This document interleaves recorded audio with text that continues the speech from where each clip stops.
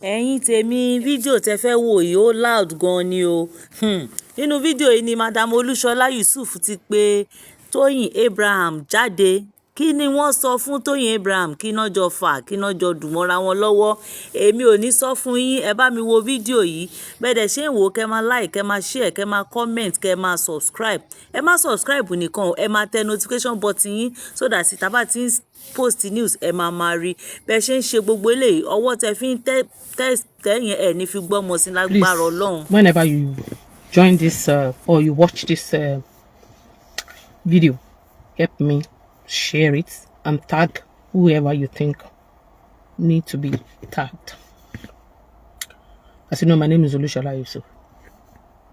On this social media, mi ò kí n kọjá yìí mi. Ìwọ tó bá ti ń jọ ẹ máa bá mi share show yìí.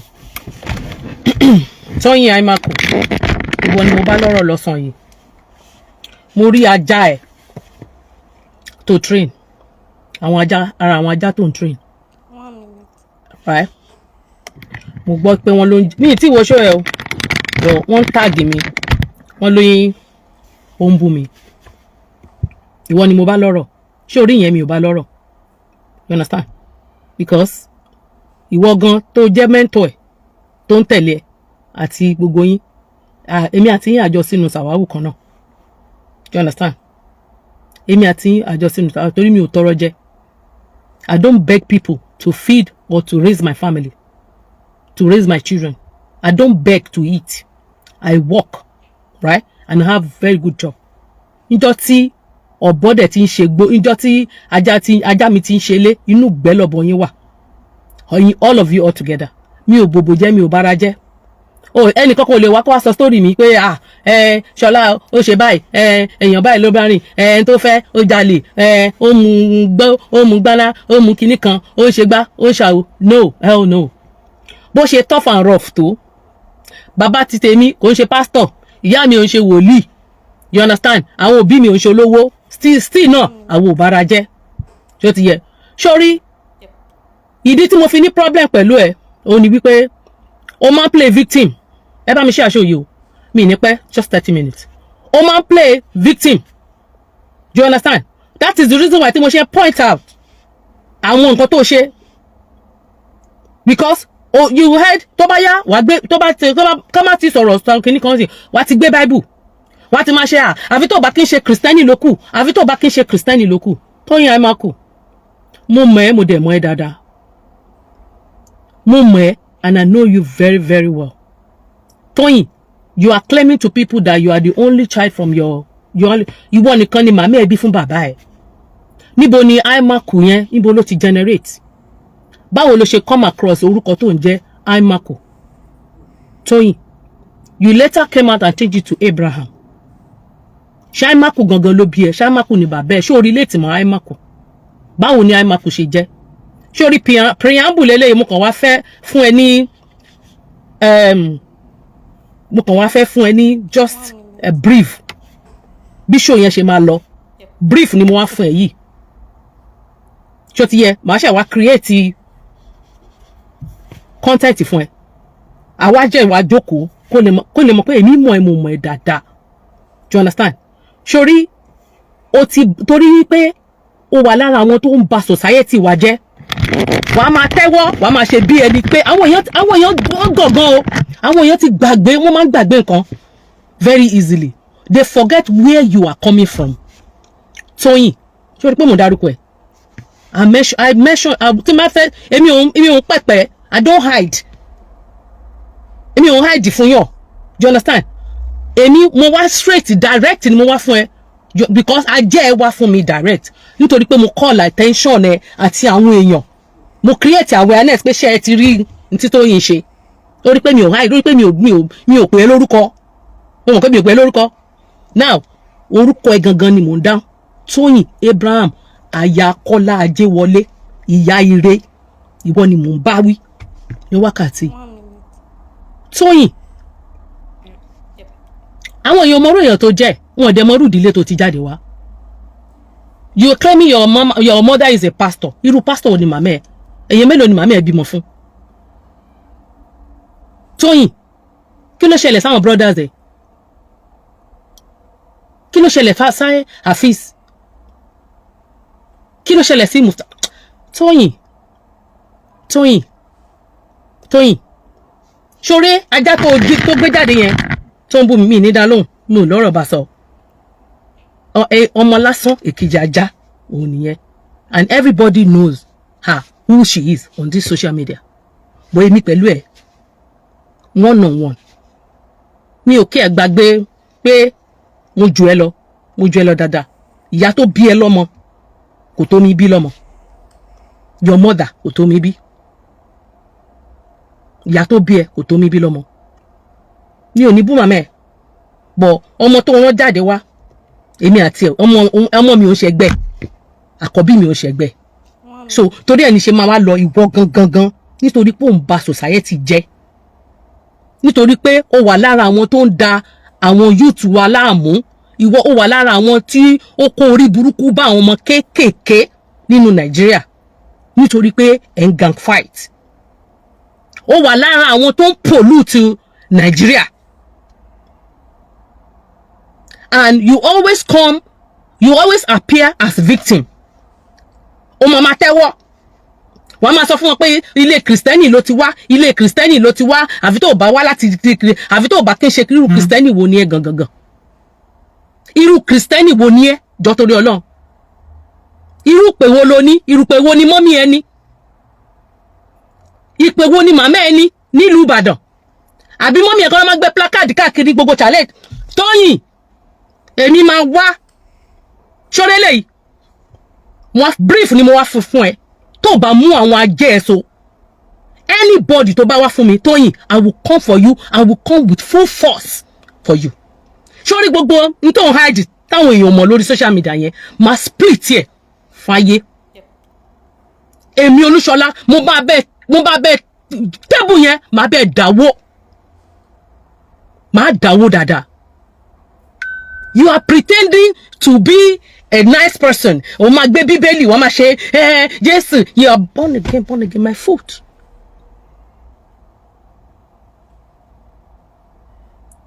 Born again, my foot. I know you and I know you well. Ó gbọ́ lẹ́nu mi rí, ó gbọ́ kí n sọ kankan rí. Tóyìn, ẹ bá mi tag Tóyìn Abraham. Mi máa ń du ẹ̀ torí pé mo rí pé mi ò ṣọ̀rẹ́ lórí kíní ò gbé àndú ẹ̀ wá fún mi. Ẹ bá mi tag ẹ̀. Tóyìn, wojú mi kò wò mí dáadáa. Before kí n tó lè gbé fídíò ẹ̀, kí n tó lè create awareness lórí ìwọ àti ọmọ òṣì, ọmọ òfò, ọmọ olè yẹn. Ìwà yín dẹ̀ jọra. Ìyàwó olè àti ìyàwó olè. Wọ́n ní ìwà jọ̀wà, òun ló ń jọ̀rẹ́. If not, mi ò blame ẹ lè sọ pé o belittle pé o come low pé o tó rò ní ránkì kankan tẹ́lẹ̀. Àwọn tí wọ́n mọ̀ ẹ́ ni wọ́n pọ́n ilé. Ìjímèrè ó ti gbígun aládìí.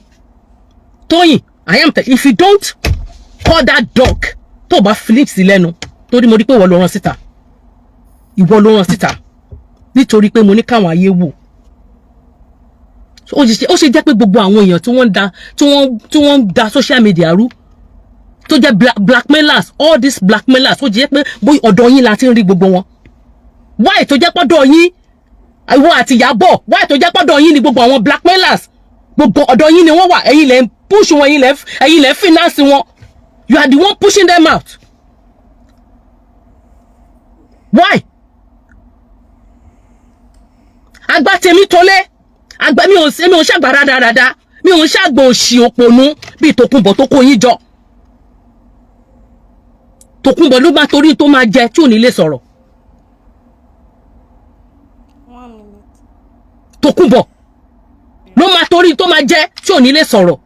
Àyàngá sí yín kò ní dá fún yín. All together ẹ ṣí eré ni. Tóyìn, gbogbo tó ń gbé pamọ́ nígbésí ayé ẹ ní family ẹ máa wá bẹ́ẹ̀ split ẹ gbogbo máa bẹ́ẹ̀ tẹ gbogbo ẹ̀ síta báyìí lórí social media. Ṣé o ló ya wèrè ni? Ṣé olórí ẹ̀ ò pè? Ìwọ dé àwọn kan síta kó máa wá bú èmi Olúṣọlá. Ó fi pé mo care ni. I don't care. Ìwọ ló máa jẹ̀yà ẹ̀. Ìwọ Tóyìn ló máa jẹ ìyá ẹ̀. Wàá jẹ ṣege ìyà nítorí wàá ṣọwọ́ bójú báyìí wàá wó omi ò ní rí. Gbogbo bíbélì ilé ayé yìí ló máa ọ̀dà. Ṣó ti yẹ gbogbo báìbù ilé ayé yìí ló máa ọ̀dà. By the time tí máa bẹ̀rẹ̀ pẹ̀lú ẹ̀. Bíbélì ilé ayé ló máa ọ̀dà. O kì í gbé báìbù. O kì í pẹ́ gbé báìbù. Ó yá wèrè ni. Kí ni mo sọ? Mo ní kán wù ẹ́ pẹ̀lú ọmọ tí Lizzy tó ń bú Lizzy. Lẹ́yìn ìgbà tí Lizzy tó help ọmọ yẹn tán. Ẹgbẹ́ wa kó máa Lizzy wò yí pé ọmọ yìí bóyá torí pé kò níṣẹ́ lọ́wọ́ ló fi di blackmailer. Lizzy wò ra ó ní okay kó lọ ibi tí wọ́n gbé lọ kó lọ fi ra níṣẹ́ òun ló tọ́ka sí nǹkan tó fẹ́ mbẹ̀. Lizzy dẹ̀ sanwó. After tó lọ sanwó tán tó gba níṣẹ́ lọ. Àbò lórí burúkú lélẹ̀ ni. Olamide Bukky kò ní dá fún ẹ. Olórí burúkú ni ẹni ṣó fi pé mi bí mo ṣì and I have children. So but mo wá ní children does that mean that I should not say the truth? Àbórí ẹ burú ni. Olamide Bukky Sultan kò ní yẹ kò ní bá mi dá fún ẹ. Àbò lórí burúkú ni ẹ èyí olórí burúkú àtòbò jẹun yìí and I have children. So what? So but mo ní children ni ko àwọn olórí burúkú kan máa bàlú jẹ́. Káwọn ọmọ tèmi máa ráyè rìn mọ́ kò ní dá fún ẹ kò ní yẹ. Àwọn ọmọ ẹ máa jẹ́ victim àwọn people yìí. Olórí burúkú etí ẹ di ògbọ́n nǹkan tí mo sọ. And you have children. What does that mean? What do I have to do with what I'm talking about? 1 minute. Ada fún Adina. Ó máa ṣépè táyà. Èmi gan máa dúró mo máa bẹ dọ́gba. Ìwọ nìkan kọ́ ló ní wèrè lọ rí. Tágo ogun bá lóhun lóògùn àwọn kan wà tó ń lóògùn ju akọgun lọ bá akọgun kó lọ bá torí ó ní kí ló ń korú ẹ spiritual father ẹ. Thank you Uzi mama, congratulations to you my dear. Wo mi dáadáa ṣọ́ra àwọn ajá tó ń ṣe show yẹn tó bá mo ṣe orí bí iṣẹ́ mo wà mo ní break ní kò pé mi níṣẹ́ lọ́wọ́ I have break. Ṣó ti yẹ mo ní kí wọ́n á sọ fún ẹ brief lélẹ́yìí. Mo kàn fẹ́ sọ fún ẹ bí show yẹn ṣe máa lọ. Máa jókòó tiẹ̀. Wà ló ṣe bẹ́ẹ̀ mọ́. Ṣé olórí ẹ burú? Àwọn èèyàn máa ń wò ẹ́ pé kò ní pín ìwọ gan ó burú ju Ìyábọ̀ Òjó lọ. Ìwọ ó burú ju Gistlover lọ. Tóyìn, àwọn èèyàn ò mọ̀ ẹ́. Good afternoon, Ìyá Alágbo. Àwọn èèyàn ò mọ̀ ẹ́. Àwọn èèyàn ò mọ̀ ẹ́. Wọ́n mọ̀ pé mo kàn máa ń wò yín ni, mo kàn ń wò ni. Bọ̀ mo rí pé olórí ibu ni ẹ́. Bàbá wèrè ó ní ẹ́. Èmi ló rán ọmọ òṣì ọmọ ìyàwó lè yẹn jáde fún kó máa bú mi torí ìwọ ló rán. Ìwọ ló rán.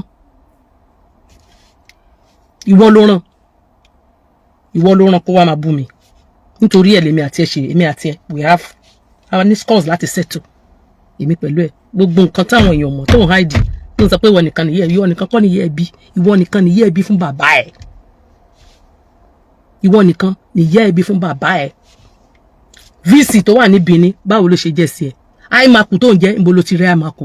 Àwọn olóúnjẹ àìmàkù. Ṣé o tán mọ́ àìmàkù? Are you related to àìmàkù? Why do you have to change your name to Abraham all of a sudden? Who is your father?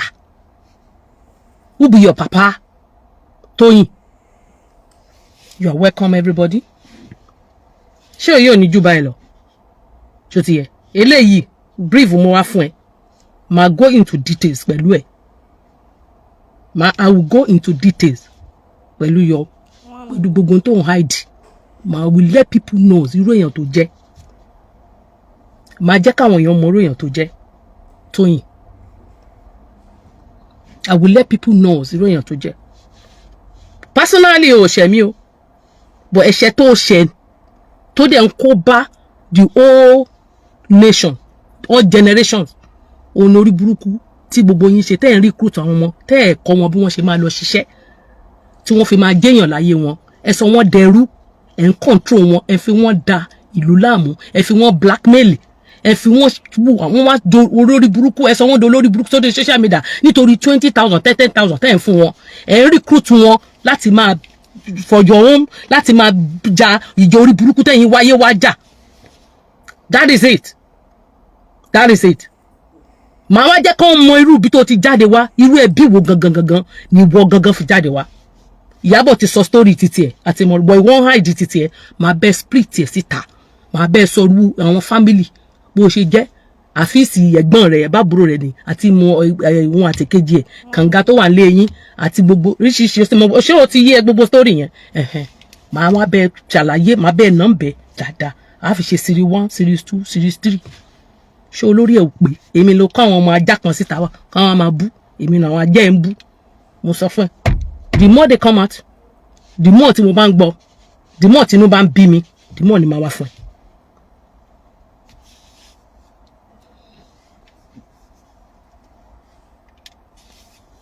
Kí lẹ̀yin sọ? Kí lẹ̀yin sọ?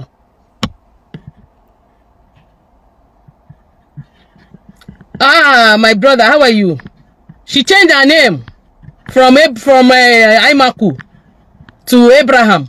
Ẹ bá mi bi léèrè. Báwo ni Aimaku ṣe jẹ́? Kí ni relationship òun àti Aimaku? Torí ẹnìkan sọ pé òun nìkan ni wọ́n máa bí, wọ́n ní òun nìkan kan náà bí. Ó lẹ́gbọ̀n, ó lábúrò. Ó ní kékeré, ó ló kéré jù láàrin wọn, sorry. Ó lẹ́gbọ̀n. Kí ló ṣẹlẹ̀? Kí ló rán kan náà àwọn ẹgbẹ́ ẹ̀ lọ sọ́run? Ẹ bá mi béèrè lọ́wọ́ pé kí ló pa ẹ̀gbọ́n ẹ̀? Tóyìn. Èmi ò ń wá fún yàn o, ṣé ti yẹ? Like mo kàn create awareness ni pé ẹ wo ohun tí Tóyìn dánwò. Tó bá yá, á gbé Bible, á máa pe I'm a Christian, I'm a Christian, I'm a Christian. You are a green snake under green grass. Tí ẹ gan ó burú ju ti Ìyábọ̀ lọ. Ó burú ju mo sọ fún àwọn èèyàn mo ní ìwọ ló burú ju wọ. You are very into ṣe lábẹ́lẹ̀ is more than ti ṣe bí Ìyábọ̀ ti ẹ ṣe ti ẹ síta everybody rí. But ìwọ you are a green snake under green grass. Green snake under green grass. Mi nìkan má bú mi o. Ẹni tẹ́ bá fẹ́ ṣe show, go on ẹ ṣe show. Tóyìn, I will come for you and I will come with full force. Wàá sunkún, èmi á fẹ́ bọ́ nǹkan tí màá ṣe fún ẹ. Wàá tọwọ́ bojú báyìí, ò ní rí omi. Ò ní rí omi. Ó fi pé gbogbo gìlà fò mọ́ ẹ lè fò. Ó ti forí sọ̀bẹ́pẹ́. Gbogbo tó ń gbé pamọ́, táwọn èèyàn fi ń rí ẹbí èèyàn gidi, tó fi pé gbogbo ẹ̀ ni máa wá split síta. Ṣé olórí ẹ̀ ò pé? Kí lágó sọ? Ó ṣe ní 5 more minutes. Tọ́ máa ń béèrè, tọ́ máa ń sọ pé ìyá òṣì, kinní kan òṣì, èmi ò sí lára ìyá òṣì, ìwọ Tóyìn o mọ̀ ìyá òṣì, mi ò ṣe ìyá òṣì. Kò yẹ bẹ́yẹn, mi ò ṣe ìyá òṣì. I don't come on social media láti máa bàtà yé àwọn ọmọ ọlọ́mọ jẹ́ because nǹkan tó ń ṣe nìyẹn. Because irú ọmọ òṣì tó jáde, excuse me, irú ọmọ tó ń gbé jáde àti gbogbo àwọn tí wọ́n láwọn support ẹ̀, gbogbo sí ayé wọn all together. You call yourself, if you are a good Christian, bó ṣe ń claim. If you are a very good Christian, like you are claiming to be, Tóyìn, you will not be in this circle tó wà yẹn, you will not be there. You will not be supporting all this nítorí pé o fẹ́ ta fíìmù. You will not be there if you call yourself a Christian. Tó ń sọ pé, okay, ẹ ti gbàgbé pé Christian, kí ni ìtumọ̀ Christian? Christianity, forget about Christianity. Tó bá fi pé o nígbàgbọ́ nínú Ọlọ́run, tó jẹ́ pé Ọlọ́run gbé inú ẹ̀, Tóyìn, you will not be doing what you are doing.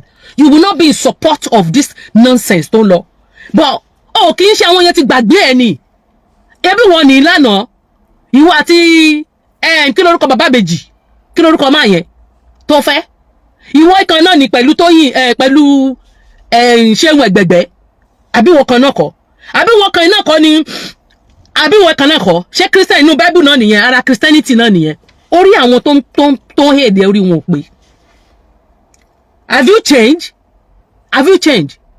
Wọ́n bẹ̀rẹ̀ lọ́wọ́ ẹ̀sìn wọn ní pé ta ni bàbá baby.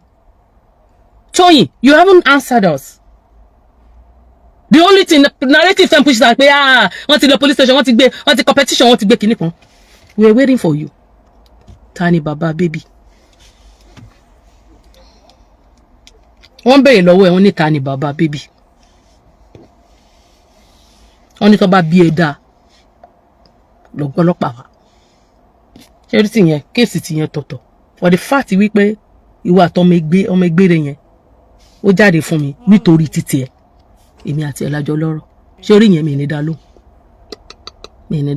bó ìwọ máa dẹ lóhùn kódà máa wá fún ẹ máa kànlẹ̀kùn lé ẹ báyìí máa gbé àga máa jókòó wàá sáàfù mi lóúnjẹ èmi àti ẹ àjọ lọ́rọ̀ Tóyìn èmi pẹ̀lú ẹ lọ́rọ̀ ṣé orí yẹn ṣé orí gbogbo àwọn tó ń sọ̀rọ̀ yẹn jẹ́ kó máa content creator ni wọ́n jẹ́ kó máa create content jẹ́ kó máa kán pa owó tí wọ́n máa jẹun dáadáa they need to eat you understand so a máa feed wọn wọ́n máa mú content lórí ìkànnì yìí lórí platform yìí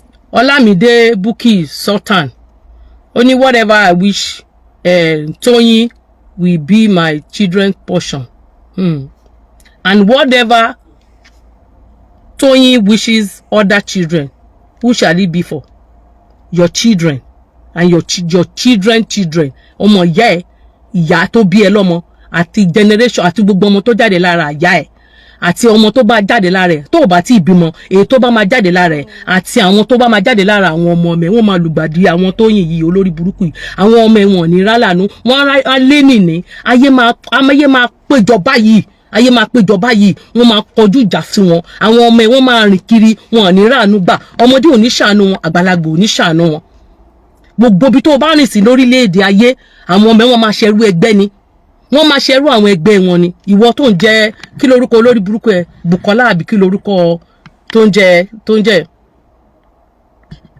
Bùkọ́lá yẹn àti ìwọ Adùnọlá tó ń dán nìyẹn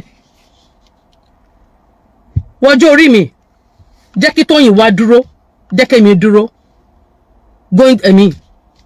jẹ́ kí Tóyìn I will be 58 jẹ́ kí Tóyìn wá dúró kémi wá dúró ṣé bó ṣe dàbí ọmọ ọ̀dọ̀ alámọ̀là kò sí nǹkan tó wọ̀ tó lè fi tiẹ̀ láyé kò sí nǹkan tó wọ̀ tó lè fi tiẹ̀ so at 58 báwo ni yẹ́ ìyá tiẹ̀ ṣe rí at 58 no make up mi ò make up mi ò lo make up ẹ ṣáà kò sí filter no filter no make up you look at me so ẹ jẹ́ mú ìyá ẹ wá Adùnọlá mú ìyá tiẹ̀ wá ìyá tó bí ẹ tó lórí burúkú ẹ lọ́mọ mú síta kó jẹ́ ká rí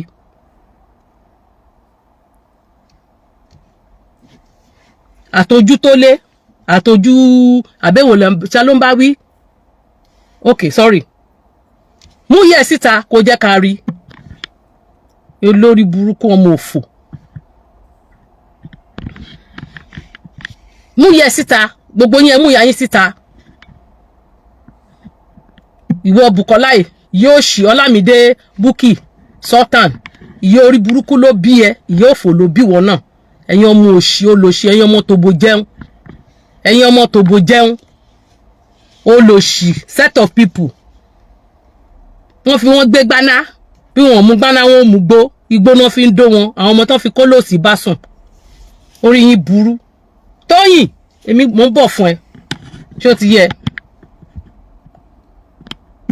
ìyá ẹ ló máa dì tó sin John mo máa gbogbo yín ni máa wá lẹ́yọ kọ̀ọ̀kan báyìí máa lọ máa wá fún ìyá yín ìyálà ìyá yín lẹ́yọ kọ̀ọ̀kan don't worry so continue jẹ́ káwọn tó ń jáde jẹ́ kó máa jáde èmi ẹ pẹ̀lú ẹ lájọ lọ́rọ̀ ṣó ti yẹ ẹ mú ìyá yín jáde at 58 I'm going to 58